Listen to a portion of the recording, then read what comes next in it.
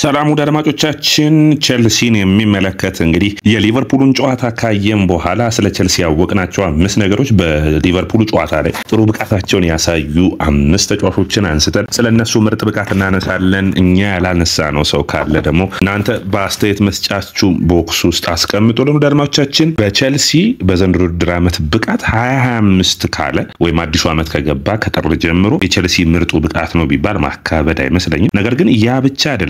ይህ ቡድን ያሳየን ምርጥ ብቃት በውድድር ዓመቱ ላይ የነበራቸው ምርጥ ብቃቶች በተለይ ቸልሲ የቶተናሙን ጨዋታ ከመጫወቱ በፊት በነበሩት ጨዋታዎች ላይ በጣም ጥሩ ብቃት ላይ እንደነበሩ የሚያስታውስ ነው። ስለዚህ ይህ ቡድን ወደዛ ብቃቱ የተመለሰ የሚመስል በጣም ጥሩ ፐርፎርማንስን አሳይተውናል። ስለዛ ምን ትላላችሁ? ኮሜንት መስጫ ቦክስ ላይ አስቀምጡልኝ።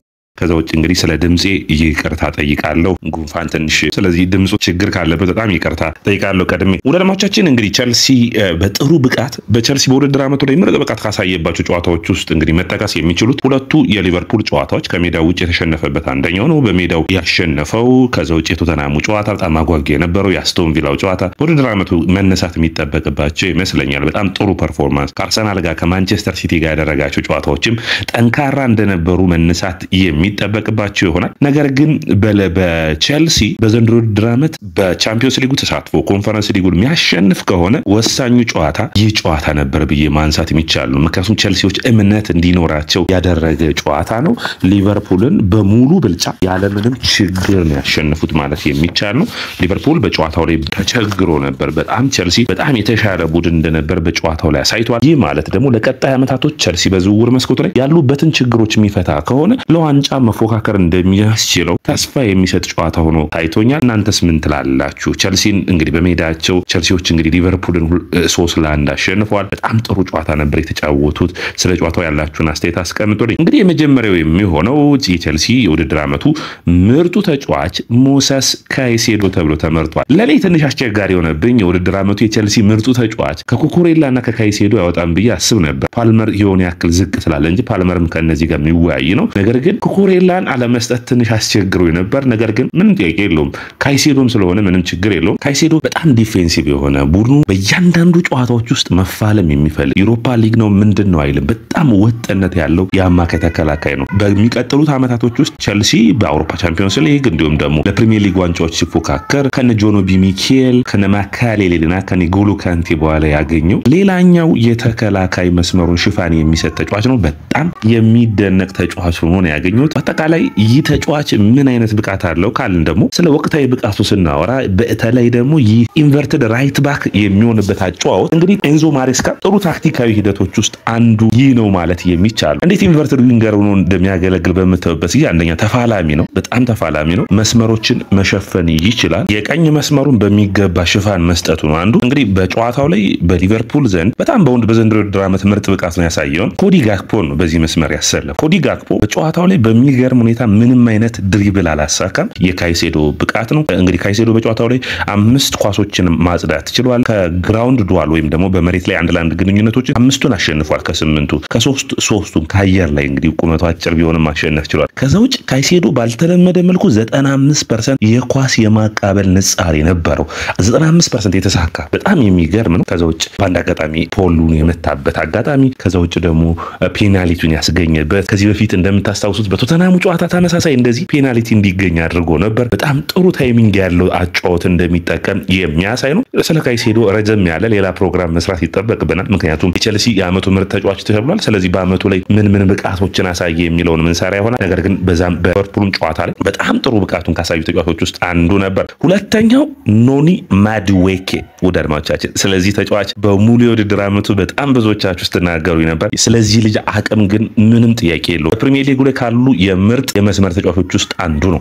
ችግሮቹንም እናውቃለን፣ ጥንካሬዎቹንም እናውቃለን። በሁለቱም በኩል ማንሳት የሚጠበቅብን ይመስለኛል። የዚህ ልጅ አቅም አለው። በቃ ኤንዞ ማሬስካም እንደተናገሩት ፒውር የሆነ አቅም አለው። ትሬኒንግ ላይ ጠንክሮ መስራት ይጠበቅበታል። ማሻሻል የሚጠበቅበት ነገር አለ። ነገር ግን በሙሉ ፐርፎርማንሱ ካገኛችሁት ማድዌኬ ምርጥ ነው። አሁን ደግሞ በማንቸስተር ሲቲ ራሂም ስተርሊንግንና እንዲሁም ደግሞ ሊሮይ ሳኔን ፔፕ ጋርዲዮላ በሚጠቀምበት ወቅት የነበረውን ፐርፎርማንስ ካያችሁ ሳኔ በግራ መስመር ላይ በጣም የተለየ ብቃቱን ያሳይ ነበር። የሳኔን ያክል ነው እያልኩ አይደለም። ነገር ግን የሳኔን የሚመስል ሳኔ ኳሱን ከእግሩ አትነጥቁትም ነበር። በጣም የሚገርመው ፐርፎርማንሱ ያነ ነበር። አሁን በሚገባ ማዱዌኬ ይሄንን እያሳየ ነው። ማዱዌኬ ኳሱን ሆልድ ካረገው ፋውል ካልሰራበት በስተቀር ኳሱን በሚገባ መሸፈን የሚችል ነው። በጨዋታው ላይ ወደ አድማጮቻችን 2 ቁልፍ ኳሶችን አቀብሏል። ከ5 ድሪብል ከሞከረው 4ቱን አሳክቷል። አንድ ትልቅ እድልን ፈጥሯል።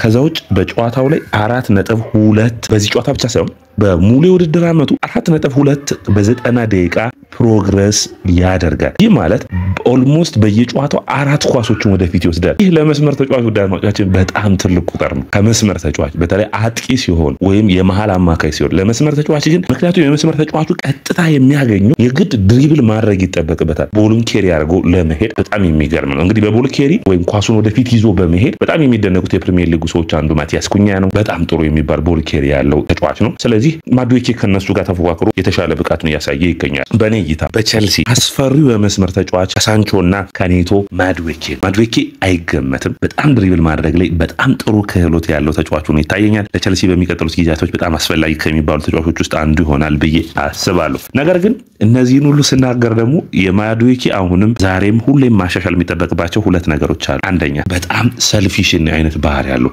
ኳሱን መልቀቅ ባለበት ሰዓት ያለ መልቀቅ የውሳኔ ችግር፣ ራስ ወዳድ የመሆን ችግር አለበት። አጥቂዎች ወይም ወደፊት የሚጫወቱ ተጫዋቾች ብዙ ጊዜ ራስ ወዳድ ሊሆኑ ይጠበቅባቸዋል። ነገር ግን የቡድኑን ዋጋ የሚያስከፍል አይደለም። በአንድ አጋጣሚ ኳሱን በሚገባ ወደ ተቃራኒ መስመር ቢልከው ኑሮ ለኤንዞ ፈርናንዴዝ በሚገባ ማግኘት ይችል ነበር። ያንን ውሳኔ ላይ ሲሳሳት አይተናል። አሁንም አጨራረሱን ማሻሻል ይጠበቅበታል። ፊኒሺንግ በጣም አስፈላጊ ነው። ያንን ማሻሻል ይጠበቅበታል። ነገር ግን የተቃራኒ ቡድንን በማቃወስ ኬኦስ በመፍጠር በጣም በዘመናዊ እግር ኳስ ውስጥ ትልቁ የሚደነቀው ሀሳብ ኬኦስ የሚፈጥሩ ተጫዋቾችን ማብዛት ነውና ማዱዌኬ የዘመናዊ እግር ኳስ ኬኦስ ፈጣሪ ነው። ኳሱ እግሩ ላይ ካለ ማንም ሊቀማው አይችልም። በጣም ጥሩ የሆነ ሽፋን መስጠት የሚችል ተጫዋች ሆኖ ይታየኛል። እንግዲህ ሶስተኛ የሚሆነው ኮል ፓልመር ነው። አድማጮቻችን በ25 ከጥር ጀምሮ ካየነው በምርጥ ብቃቱ በምርጥ ፐርፎርማንስ የወጣበት ጨዋታ ነው።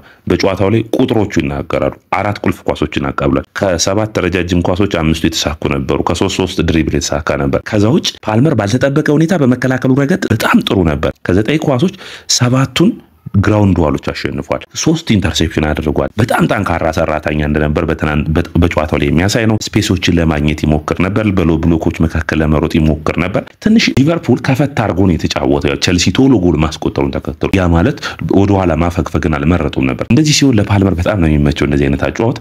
አሁን የኒውካስትል ጨዋታም እንደዚህ አይነት ነገሮችን ሊጠብቅ ይችላሉ። ኒውካስትል በጣም ወደፊት ጠጋ ብሎ ከመጣ ቸልሲ እንደ ሊቨርፑል ጨዋታ ወደ ኋላ ማፈግፈግና ሆልድ ማድረግ የኒውካስትል ተጫዋቾችን ያስፈልጋል። ስለዚህ በሚገባው ሰዓት ደግሞ ወደፊት ፔኔትሬት አድርጎ እድሎችን መፍጠር ያስፈልጋል። ለስፔሶችን መፍጠር በጣም አስፈላጊ ነው። ቸልሲ ያሉትን የካውንተር አታክ አቅሞች መጠቀም ይጠበቅበታል። ከቀሪ 3 ጨዋታዎች ላይ አትሊስት 7 ነጥቦችን ማሳካት የሚችል ከሆነ ወደ አውሮፓ ቻምፒዮንስ ሊግ የመመለስ እድሉ ሰፊ ይሆናል። በራስ መተማመኑ በኩል በጣም ጥሩ ብቃቱ ላይ እንዳለ የሚታይ ነው። ሁሌም ስለ ፓልመር ራስ መተማመን በጣም የሚወደድ አይነት ተጫዋች ነው።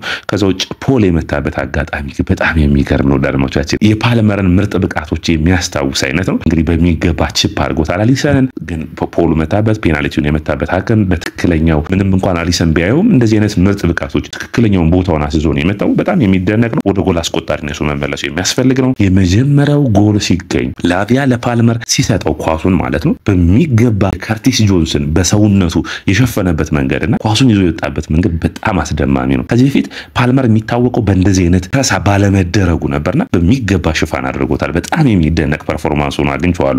አንድ አጋጣሚ ሁለተኛው ጎል ሲቆጠርም የፓልመር ፕሮግሬሲቭ ፓስ አድርጎ በመስመሮች መካከል ኔቶ፣ ማዱዌኬ፣ ጃክሰን አምነውት ነው የሚሮጡት ፓልመር ፓሱን እንደሚያደርገው። ይህ ምን ያክል በቡድን አጋሮች እንደምትደነቅ የሚያሳይ ነው። በጣም የተሻለ ፐርፎርማንሱን አይቼዋለሁ። ሌላኛው የፓልመር በጨዋታው ላይ ምርጥ ፓሶችን ሲያደርግ እድሎችን ሲፈጠር ከርል ፓሶችን ሹት ሲያደርግ አይተናል። እነዚህን እድሎችን በሚገባ ጨረስ ይጠበቅበታል። በሚገባ ፐርፎርም እያደረገ ነው። በዚሁ 3ቱን ጨዋታዎች እንዲቀጥል ነው እንግዲህ ለቸልሲ በውድድር ዓመቱ ላይ የሚቀሩት 5 ጨዋታዎች ናቸው። በዚህ ምርጥ ብቃቱ የሚቀጥል ከሆነ የክለቦች የዓለሞች ዋንጫ አለ። የዓለም የክለቦች ዋንጫ ላይ ጥሩ ፐርፎርማንስ በማሳየት ደግሞ በዛው መቀጠል በተለይ በዘንድሮ ውድድር ዓመት የአውሮፓ ቻምፒዮንስ ሊግ ላላገኙ ቸልሲ ጥሩ ቡድኖችን ያገኛሉ።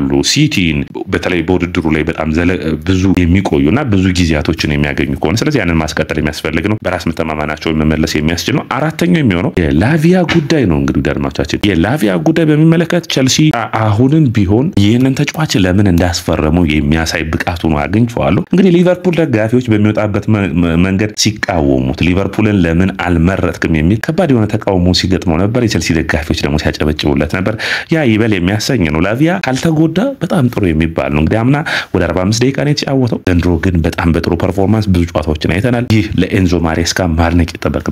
ጄምስን እና እሱን ፊት ለማድረግ ብዙ መስዋዕትነት የከፈሉት ኤንዞ ማሬስካ ናቸው። በዚህ በኩል መደነቅ የሚጠበቅባቸው ይመስለኛል። በአጠቃላይ በውድድር ዓመቱ ላይ ጥሩ ፐርፎርማንስ ካሳዩ ተጫዋቾች ውስጥ አንዱ ላቪያ ሲኖርና ቸልሲ ላቪያ ሳይኖር በጣም ይለያል።